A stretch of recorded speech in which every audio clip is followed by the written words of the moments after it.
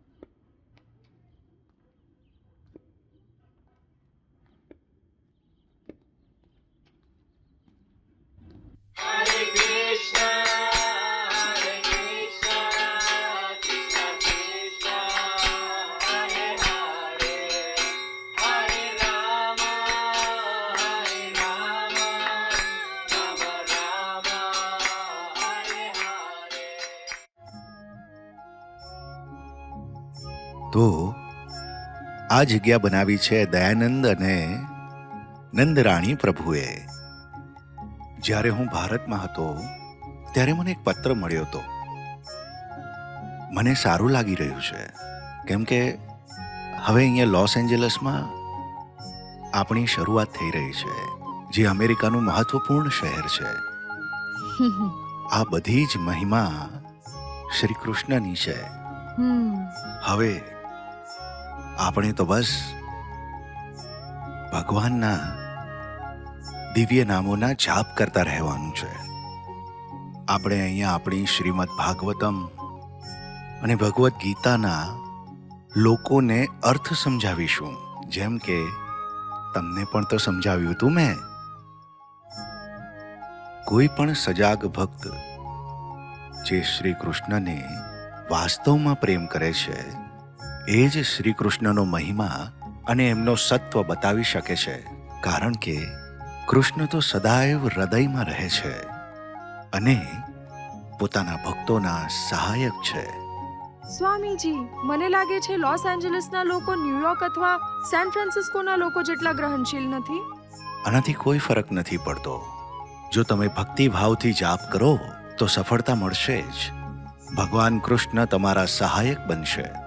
જ્યારે હું રાધા દામોદર મંદિરમાં રહેતો હતો વૃંદાવનમાં, અહીંયા અમેરિકા આવતા પહેલા હું મારા યુવક યુવતીઓને મોકલવા માંગતો હતો વિશ્વભરમાં, જેથી તેઓ ત્યાં કૃષ્ણ ભાવના મૃત કેન્દ્ર બનાવે.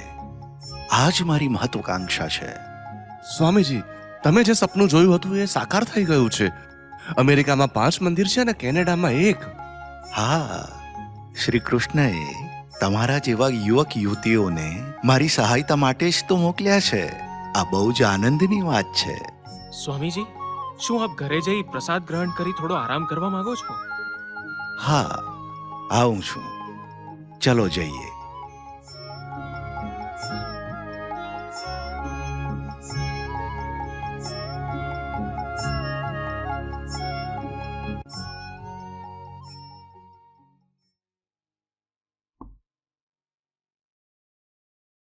વાહ, ખૂબ સરસ છે. જ્યારે હું ભારતમાં હતો ત્યારે બધા કહેતા હતા, સ્વામીજી, અમેરિકા ના જશો, તમે ત્યાં ભૂખથી મરી જશો, ત્યાં કશું નથી મળતું, એ લોકો ખાલી માંસ અને બટાકા ખાય છે. મેં કહ્યું, તો શું, હું પણ ખાઈ લઈશ બ્રેડ અને બટાકા, આમાં કંઈ જ વાંધો નથી.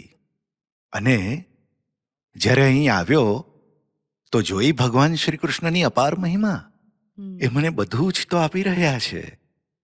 જમવા માટે રોટલી, દાળ, ભાત, શાક બધું જ તો મળે છે. આ બધી જ શ્રી કૃષ્ણની અપાર મહિમા છે.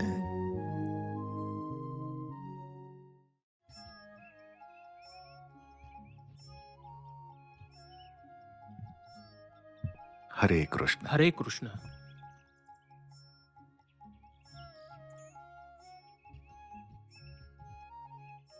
વાહ, બહુ સુંદર છે. લાગે છે જાણે કોઈ બાળક કશું લખતા શીખી રહ્યો હોય. એના અક્ષર સારા ન પણ હોય, બને કે આડા ટેડા હોય, પણ શિક્ષક મનમાં એના પ્રયત્નોને જોઈને આનંદિત થાય છે જ.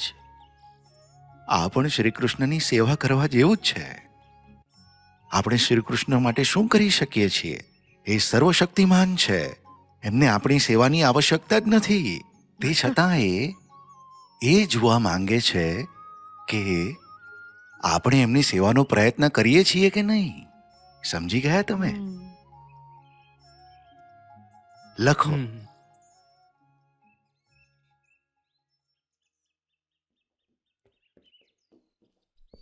હરે કૃષ્ણ.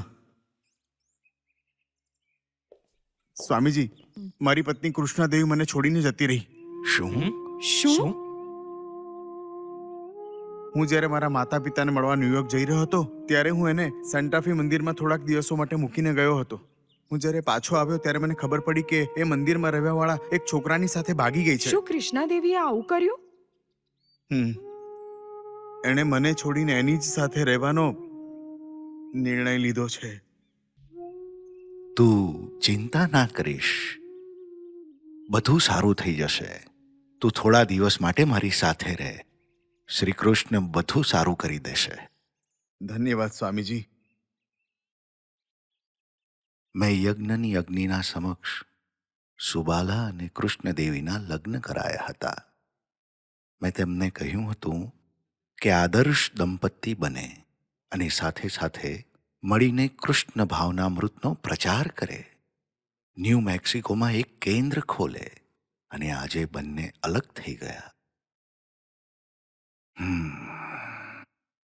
આવી જાઓ.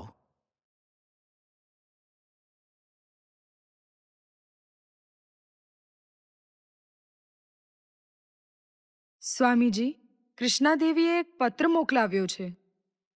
વાંચીને સંભળાવો.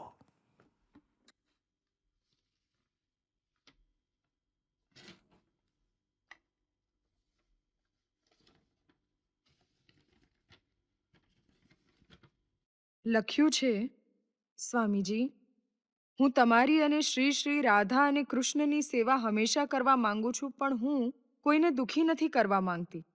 પણ હું સુબાલા સાથે નહીં રહું. હું અને એન્ડી તમારા આદેશથી તમારી સેવા કરવા માંગીએ છીએ. કૃપા કરીને અમને આદેશ આપો. આ બધું નિરર્થક છે. સાંભળ, હું તો વૃંદાવન જતો રહીશ અને ત્યાં હરે કૃષ્ણનો જાપ કરીશ. હું આ બધું કેમ કરું? પતિ પત્નીના ઝઘડામાં હું કેમ પડું? આ સંન્યાસીનું કામ નથી. સ્વામીજી, આમ ન બોલો તમે. બની શકે આપણે હજી પણ સુબાલા અને કૃષ્ણદેવીની સહાયતા કરી શકીએ. આપણે કદાચ એ બંને વચ્ચે ફરી સુલેહ કરાવી શકીએ. ઠીક છે, એક પત્ર લખો.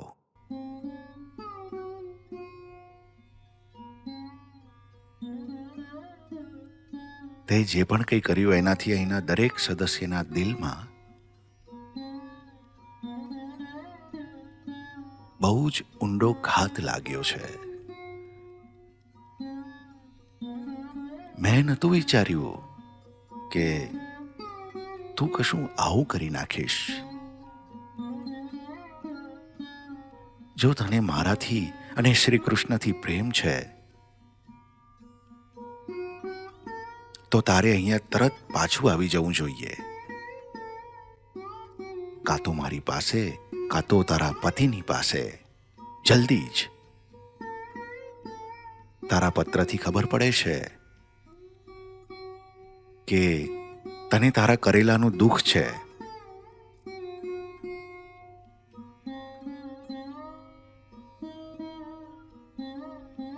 તું પાછી આવી જા, એના પછી બધું જ સારું થઈ જશે.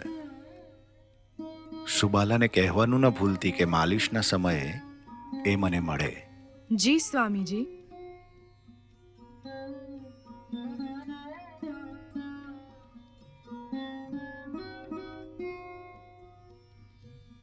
વાસ્તવમાં કૃષ્ણા દેવીની સ્થિતિ ખૂબ જ ખેદજનક છે. ભારતમાં આવું તો ક્યાંય નથી સાંભળ્યું. અહીંના લોકોમાં સંસ્કાર નથી. જો કોઈની તરફ આકર્ષિત થઈ ગયા તો એની પાછળ પૂરી રીતે ભાગે છે, જાનવરોની જેમ. પણ આ એક ખૂબ જ સરસ શિક્ષા પણ છે.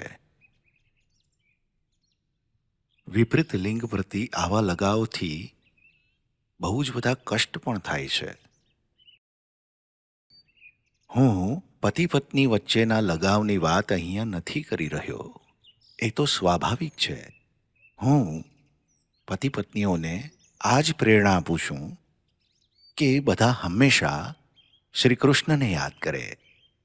આ કદાચ એટલું સહેલું નથી, પણ આપણને જેટલી સફળતા મળતી જાય આપણા માટે એટલી જ આનંદની વાત છે.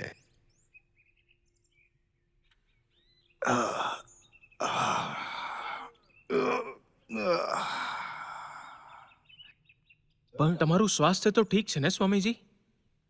ક્યારેક ક્યારેક મારા માથામાં ઝનઝનાહટ જેવું થાય છે. ક્યારેક ક્યારેક માથામાં દુખાવો થાય છે અને ડાબા કાનમાં ઝનઝનાટી પણ. તમે વધુ સમય સુધી આરામ કરો. હજી પણ તમે સવારે વહેલા ઉઠી જાઓ છો. એ જીવનનું શું મહત્વ જેનો ઉપયોગ શ્રી કૃષ્ણ માટે ન હોય? હું સવારે ઉઠીને મારી પુસ્તકોનું અંગ્રેજીમાં અનુવાદ કરું છું, જેથી મારા શિષ્યો એને વાંચી શકે અને એનો લાભ ઉઠાવે. જ્યારે હું શ્રી કૃષ્ણ વિશે લખું કે બોલું છું ત્યારે કંઈ દુખતું નથી.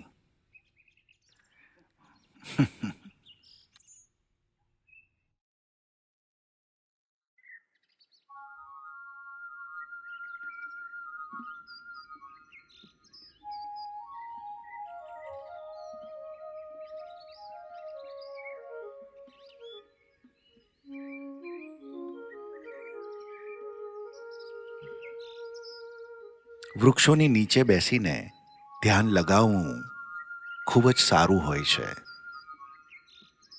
પહેલાના સમયમાં સાધુ સંતો વૃક્ષો નીચે બેસીને ઉપદેશ આપતા હતા.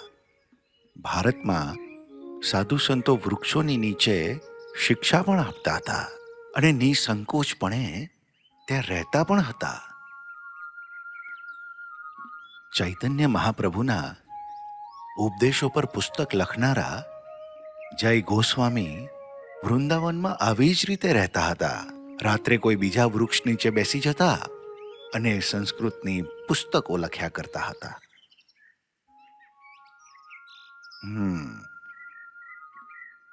આ કીડીઓને જુઓ છો તમે? આમનામાં પણ પતિ પત્નીનો સંબંધ હોય છે. આખું જગત આ જ બંધનથી બંધાયેલું છે. કૃષ્ણા દેવીએ અન્ય પુરુષ સાથે જઈને કંઈ સારું નથી કર્યું. સૌથી સારું કામ તો એ છે કે એક સાથે રહીને શ્રી કૃષ્ણની સેવા કરવી. માયા બહુ જ શક્તિશાળી છે. માયાની શક્તિ દરેક પ્રાણવાન જીવને જ્યારે અસહાય બનાવી દે છે, ત્યારે આપણે સહાયતા માટે શ્રી કૃષ્ણને યાદ કરીએ. આપણે દરેક ક્ષણ પ્રાર્થના કરવી જોઈએ, જેથી માયાની શક્તિ આપણા ઉપર હાવી ન થઈ શકે. કાલે મારા આધ્યાત્મિક ગુરુના અવતરણનો શુભ દિવસ છે. એમની જ અનુકંપાથી આજે તમે બધા મારી સાથે છો અને હું એમના આદેશો અને ઉપદેશોને પૂરા કરી શકું છું. મને કૃષ્ણ ભાવનામૃતના પ્રચાર માટે કહેવામાં આવ્યું અને તમે મારી સહાયતા કરી રહ્યા છો. કાલે આપણે એમના સન્માનમાં એક સમારોહ કરીશું. જી સ્વામીજી.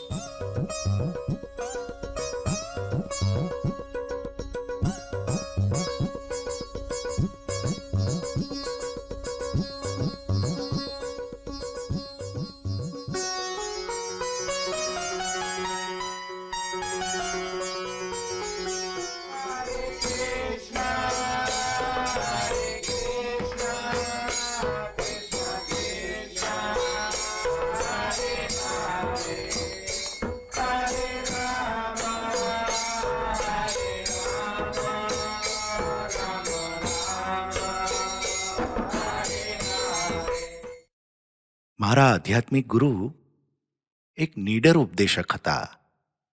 એમનાથી મોટા જાતિવાળા જેમ કે ગોસ્વામી, સમર્થ બ્રાહ્મણ, કા સહેજિયા, આ બધા જ એમનાથી ડરતા હતા.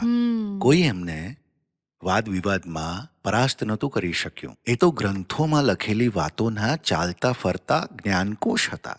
તમે પણ તો એવા જ છો સ્વામીજી. તમે પણ સમાધાન નથી કરતા. ના ના ના, પોતાના આધ્યાત્મિક ગુરુની સામે હું એક મૂર્ખથી અધિક વધુ કંઈ જ નથી. જો તમે કશું નથી સ્વામીજી, તો અમે બધા શું છે?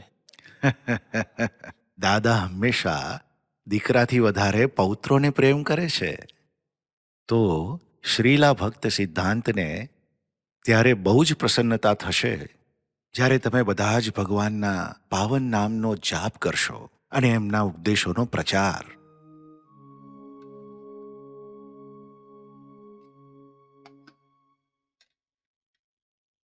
બધી જ તૈયારીઓ થઈ ગઈ છે. ચલો આપણે વેદી પર લઈ જઈએ અને કૃષ્ણને ભોગ લગાવીએ. જી જી. સ્વામીજી.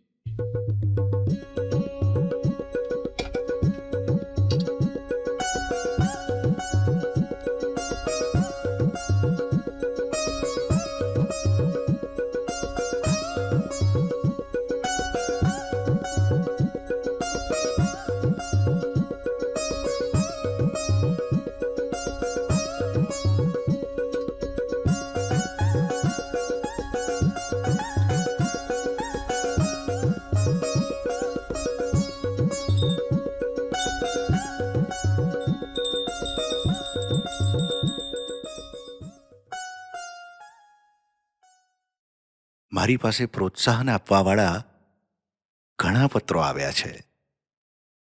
આમાં લખ્યું છે કે બધા જ જાપ કરીને પ્રસન્ન છે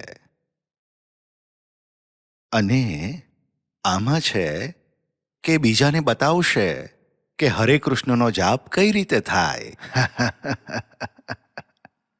અને આ પત્ર થોડા મહિનાઓ પહેલા આવેલો. આને મોકલવાવાળા છે ઉમાપતિ. લખે છે કે એ પાછા કૃષ્ણ ભાવનામૃતમાં આવવા માંગે છે. મને ક્યારેય સમજાયું નહીં કે ગયા કેમ હતા. પહેલા એ બૌદ્ધ ધર્મને જ માનતા હતા. ત્યારે એ નિર્દક્તિવાદી હતા. જ્યારે મેં એમને બતાવ્યું કે બુદ્ધે ક્યારેય ધર્મગ્રંથોને નથી માન્યા, તો એ ગુસ્સામાં જતા રહ્યા. ઓ એમ વાત હતી. મંદિરથી ગયા પછી એમણે ફરીથી પોતાની જૂની ટેવોને અપનાવી લીધી અને એક દિવસ એમણે એમના મિત્રોને માંસાહાર કરતા જોયા. ત્યારે એમને યાદ આવ્યું કે એમના આધ્યાત્મિક ગુરુએ કહ્યું હતું, આ ખોટી વાત છે. આ રીતે ભલે એ કૃષ્ણ ભાવનામૃતથી દૂર થવા માંગતા હતા, પણ શ્રી કૃષ્ણએ એમને પોતાની યાદ કરાવી અને હવે એમણે અહીંયા પાછું આવવું છે. એકવાર શ્રીલ ભક્ત સિદ્ધાંત સરસ્વતીના એક સંન્યાસી શિક્ષિકા ધર્મપત્ની ખેંચીને એના પતિને અહીંયાથી લઈ ગઈ. હા, ત્યારે શ્રીલ ભક્ત સિદ્ધાંત સરસ્વતી બહુ દુઃખી થયા. એ પોતાના શિષ્યને બચાવી ન શક્યા. એક શિષ્ય માયાના પ્રભાવથી એમનાથી આમ દૂર થઈ જશે? ના, એનો આધ્યાત્મિક ગુરુ આવું ક્યારેય નહીં થવા દે.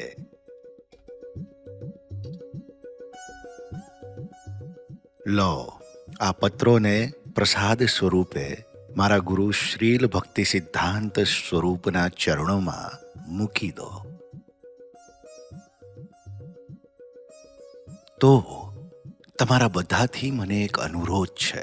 જાપ કર્યા પછી જે અનુભવ તમને થયો છે એના વિશે જે તમે સમજ્યા છો એ બીજાને પણ બતાવો. તમે લોકો બસ આટલું જ કરો. તમારે ઉપદેશ આપવાની જરૂર નથી. કોઈને કોઈ ઉપદેશ ના આપતા. તમે બસ આટલું જ કહો કે તમને પ્રસન્નતા મળી છે એટલા માટે તમે હરે કૃષ્ણના જાપ કરો છો. જો એ લોકો પણ આ જાપ કરશે તો એમને પણ પ્રસન્નતા મળશે. લીલાવતી ક્યાં છે?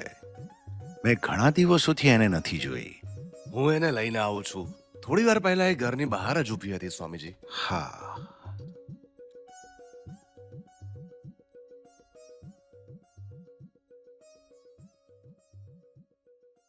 હરે કૃષ્ણ.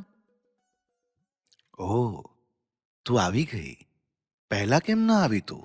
ઓ સ્વામીજી, મને લાગ્યું કે કદાચ તમને હેરાનગતિ ન થાય. મેં વિચાર્યું કે તમે પુસ્તકોનું અનુવાદ કરતા હશો અને હું નથી ઈચ્છતી કે હું અહીંયા આવીને તમારા કામમાં અડચણ બનું.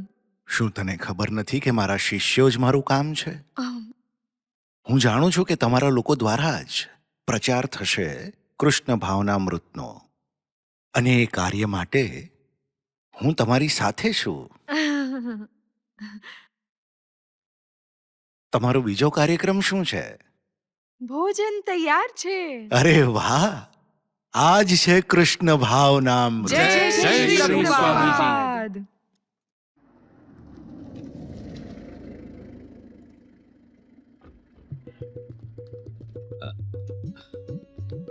હરિ બોલ.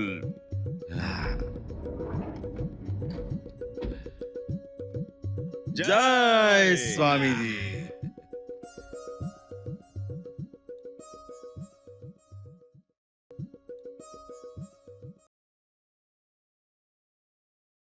ધન્યવાદ.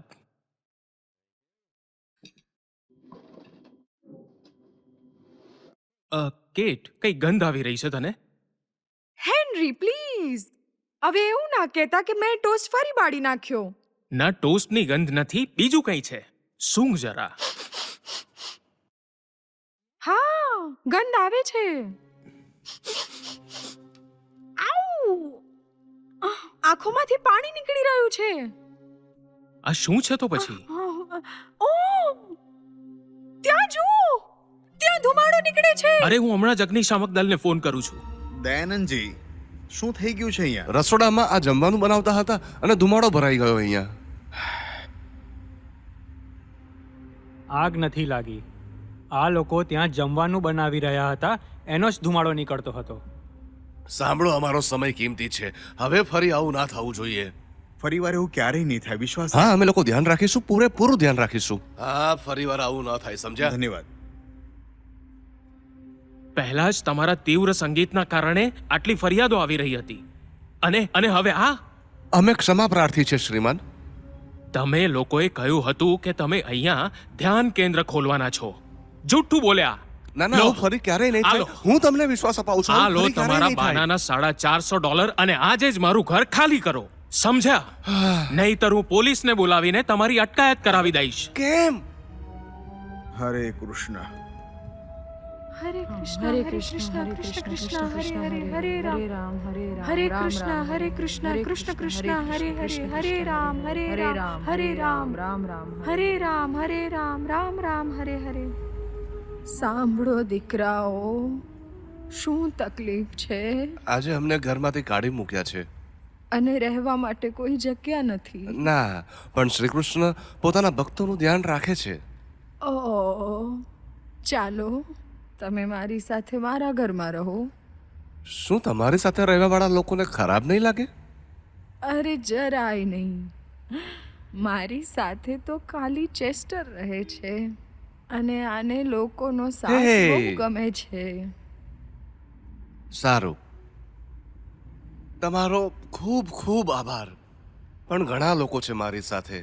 કઈ વાંધો નહીં, બધા ચાલો મારી જોડે. ચાલો, હું અહીંયા પાસે જ રહું છું.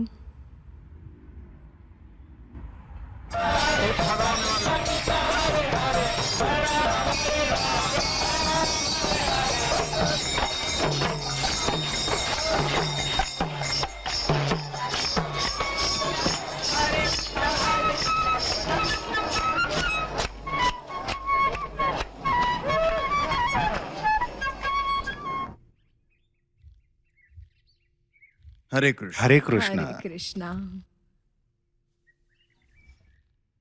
સ્વામીજી, આ જે મહાન સ્ત્રી છે જેમણે અમારી મદદ કરી છે, બધા ભક્તો એમના ઘરમાં જ રહે છે. ઓહ, ખૂબ ખૂબ આભાર. વાસ્તવમાં તમારા શિષ્યો બહુ જ સારા છે, એટલે મેં એમની સહાયતા કરી. હા હા, અને એના માટે અમે બધા જ તમારા ખૂબ જ આભારી છીએ, જે તમે સમય પર અમારી સહાયતા કરી. હવે કેટલાક ભક્તો અહીંયા રહી શકે છે અને કેટલાક ભક્તો દયાનંદ સાથે એના ઘરે. હા, અમે કોઈને પણ હેરાન કરવા નથી માંગતા. હા, સંકીર્તન માટે ભાડા પર એક ઘર લઈ લઈએ, એટલે ભક્તગણ ત્યાં જ મળીને જપે હરિનામ. સ્વામીજી, શું તમે હોલિવૂડ શાકાહારી સમાજને તમારો ઉપદેશ આપશો? શું તે ભગવદ્ ગીતાનો પાઠ સાંભળશે? ના, એ શાકાહારી હોવાના લાભના વિશે સાંભળવા માંગે છે. શાકાહારી તો વાંદરા પણ હોય છે, એમાં આશ્ચર્યની શું વાત છે? એમને જણાવી દેજો કે સ્વામીજીને શાકાહારી હોવાના લાભથી કોઈ મતલબ નથી. હા, જો ભગવદ્ ગીતા વિશે કંઈ જાણવું હોય તો હું જણાવી શકું છું. હા પણ તમે શ્રીમદ ભાગવત કક્ષાના વિદ્યાર્થીઓને તો તમારું ભાષણ આપશો ને? હા, કેમ નહીં? હું ઉદ્દેશ્ય આપવા માટે ક્યાંય જઈ શકું છું. જાઓ, આમના માટે પ્રસાદ લઈ આવો. જી, શ્રીલા પ્રભુપાદ.